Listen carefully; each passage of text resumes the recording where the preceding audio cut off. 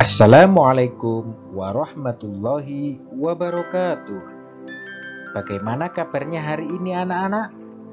Semoga kita semuanya masih diberikan kesehatan oleh Allah Subhanahu wa Ta'ala, sehat lahir dan batin, serta umur yang panjang dan barokah.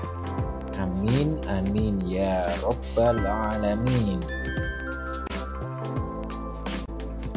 Anak-anakku yang berbahagia, kali ini kita kembali dalam program pembelajaran dari rumah. Materi pelajaran pendidikan agama Islam dan dipekerti kelas 6 pada tema keteladanan Rasulullah dan sahabat Rasulullah Shallallahu Alaihi Wasallam dan subtema keteladanan Rasulullah Shallallahu Alaihi Wasallam. Namun sebelum kita mulai, terlebih dahulu marilah kita membaca doa agar ilmu yang kita peroleh menjadi ilmu yang bermanfaat dan barokah. Amin amin ya Rabbal alamin. Bismillahirrahmanirrahim. Raditu billahi robba wa bil islami dina wa bi Muhammadin nabiyya wa rasula. Rabbi zidni ilma warzuqni fahma. Rabbi zidni ilma warzuqni fahma. Rabbi zidni ilma warzuqni fahma. Birahmatika ya arhamar rahimin. Amin ya Rabbal alamin. Anak-anakku yang berbahagia, setelah kalian semuanya membaca doa sebelum belajar, berikutnya kita akan memulai pelajaran pendidikan agama Islam. Tentunya dalam hal ini kita awali dengan materi Nabi Muhammad Shallallahu Alaihi Wasallam adalah Al-Amin. Nabi Muhammad Shallallahu Alaihi Wasallam merupakan Nabi ke-25 atau Nabi terakhir. Nabi Muhammad Shallallahu Alaihi Wasallam sejak kecil sudah menjadi yatim piatu. Oleh sebab itu beliau sangat mencintai anak yatim dan menganjurkan umatnya untuk merawat, mendidik, dan mencintai anak yatim. Nabi Muhammad Shallallahu Alaihi Wasallam terkenal sangat jujur. Sikap jujur tersebut sudah diperlihatkan sebelum beliau diangkat menjadi Rasul.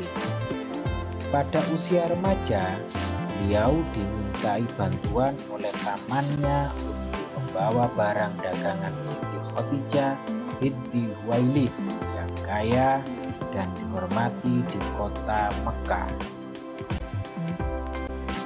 Pada usia 35 tahun, Nabi Muhammad Shallallahu Alaihi Wasallam bersama-sama dengan orang-orang Quraisy diminta untuk memperbaiki Ka'bah.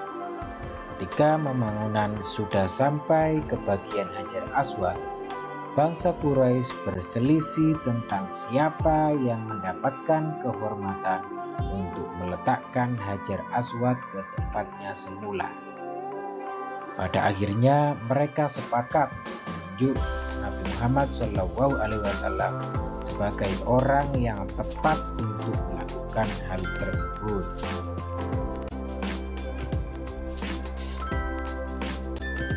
Rasulullah pun kemudian menyarankan suatu jalan keluar yang sebelumnya tidak terpikirkan oleh mereka. Beliau mengambil selembar selendang.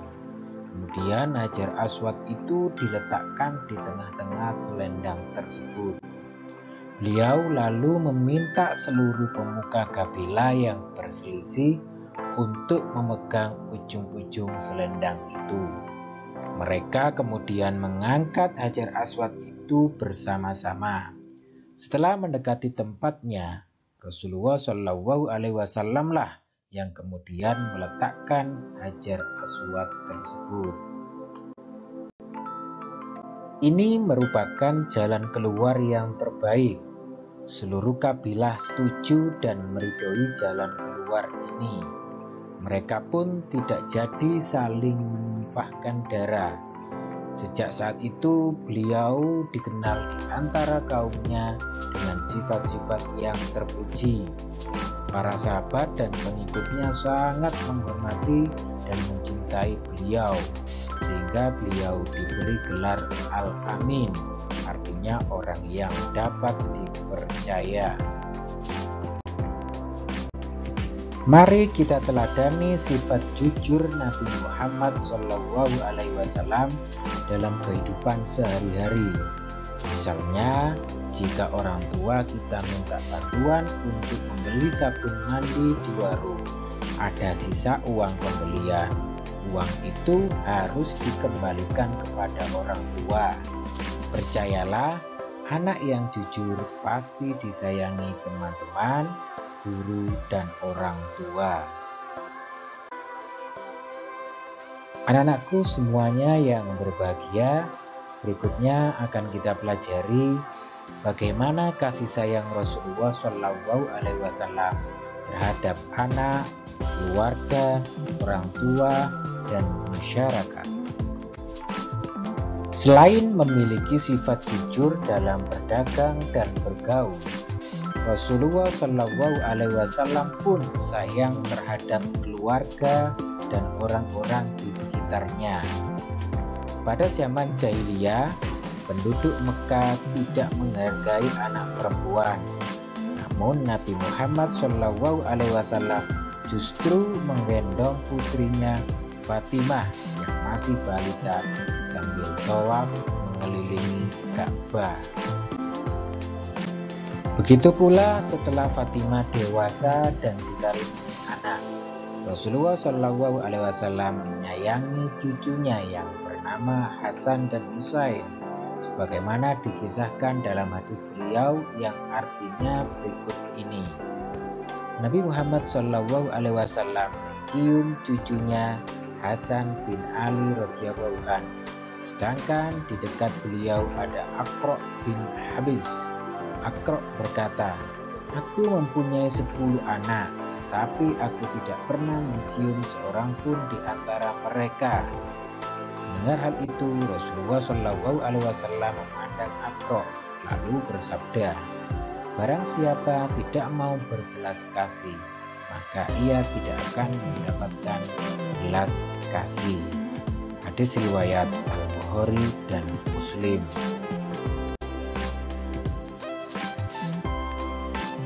Selain hadis di atas, hadis Rasulullah SAW mengajarkan pula untuk hormat kepada orang tua, seperti dalam hadis yang artinya berikut ini.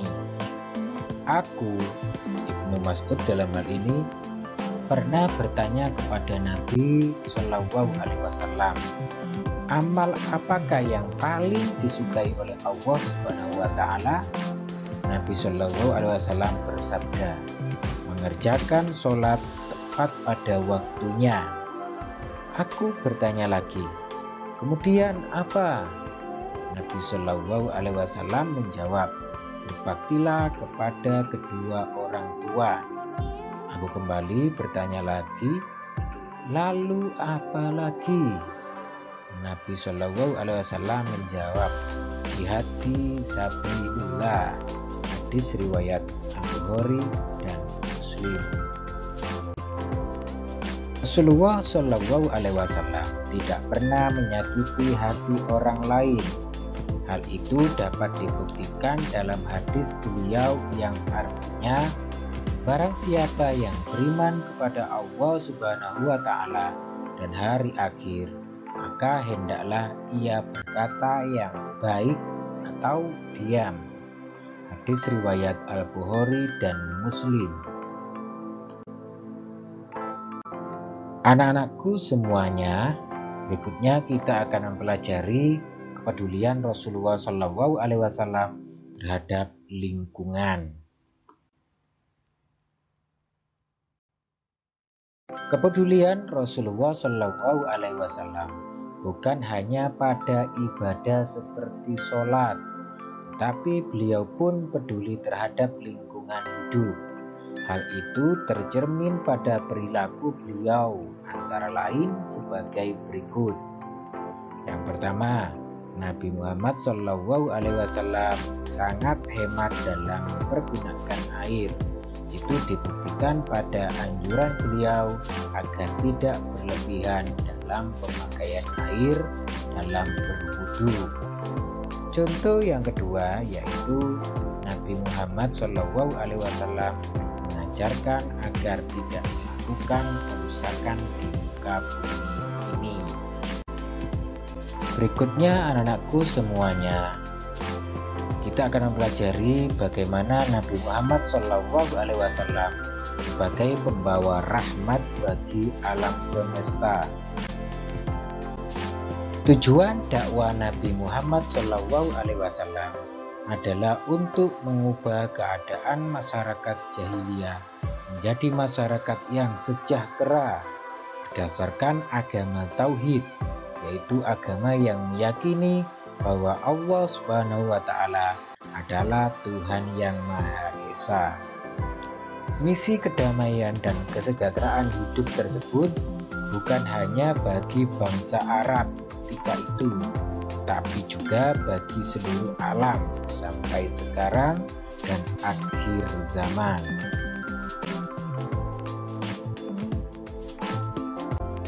Nabi Muhammad SAW selain mengajak kaumnya untuk mengutamakan kemurnian akidah dan selalu menyembah Allah yang Maha Esa, beliau juga menanamkan akhlak terpuji yang membawa kebaikan manusia hidup di dunia hingga akhirat.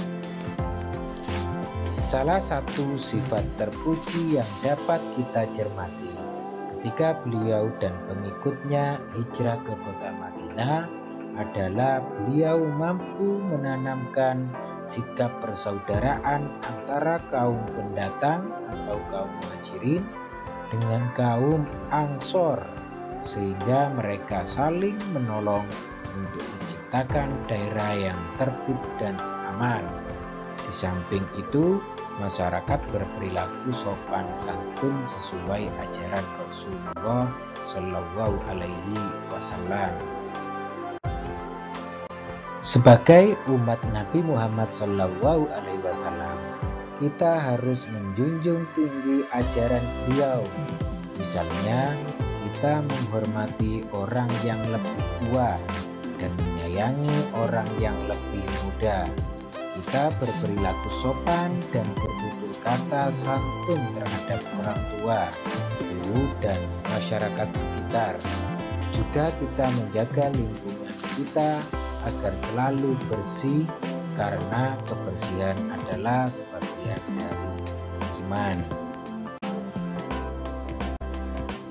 Anak-anakku yang berbahagia, demikian tadi penjelasan keteladanan Rasulullah Shallallahu Alaihi Wasallam dalam kehidupan sehari-hari.